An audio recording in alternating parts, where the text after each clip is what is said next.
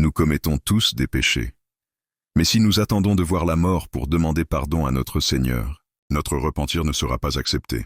Car le repentir sincère, c'est celui qui vient avant l'échéance du terme fixé. Mais si le voile se lève avant qu'on se repente, il sera trop tard pour nous de regretter. Allah nous a prévenus, mais à chaque fois nous oublions. On se concentre trop sur ce que l'on voit, et on délaisse totalement ce que l'on ne voit pas. Prenons l'exemple d'un voleur qui voit, en commettant cet acte, que son profit immédiat est l'argent. Mais il ne voit pas qu'en ayant commis cet acte, sans se repentir, c'est un châtiment douloureux qui l'attend dans l'au-delà auprès de notre Seigneur. Car même si nous savons que celui qui ne croit pas en Allah aura un châtiment douloureux, il en est de même pour les croyants qui commettent des péchés et s'obstinent à continuer dans leurs mauvaises actions malgré leurs prières.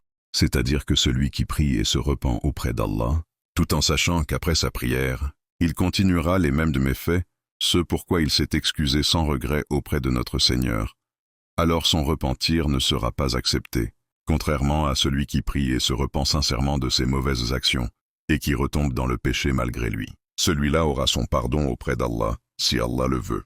Et dans un hadith authentique, d'après Anas que Allah l'agrée, le prophète paix et bénédiction sur lui, a dit, Allah a dit, ô fils d'Adam, tant que tu m'invoques, et que tu as espoir en moi, je te pardonne ce qu'il y a en toi, et n'en tiens pas compte. Ô fils d'Adam, si tes péchés atteignent le niveau des cieux, puis tu me demandes pardon, je te pardonne, et n'en tiens pas compte. Ô fils d'Adam, certes, si tu viens à moi avec l'équivalent de la terre remplie de péchés, mais que tu me rencontres sans m'avoir rien associé, alors je te rencontrerai avec autant de pardon. Ce hadith nous montre bien que si on est sincère et que nous nous repentons envers Allah, on ne doit pas désespérer de sa miséricorde. Mais n'oublions pas que Allah, le Seigneur des mondes, connaît nos intentions et notre sincérité. Et si on est fourbe avec Allah, il nous a prévenus de sa parole dans le Coran.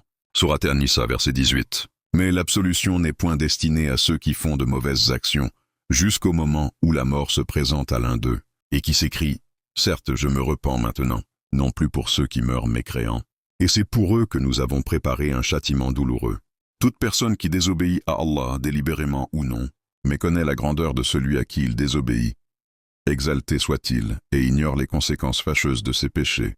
Et nous sommes très nombreux dans ce cas. Notre problème est que nous avons des yeux pour ce monde, mais nous sommes complètement aveugles pour l'au-delà. Assalamu alaikum. Que Allah nous guide sur le droit chemin et nous accorde l'absolution pour tous nos péchés.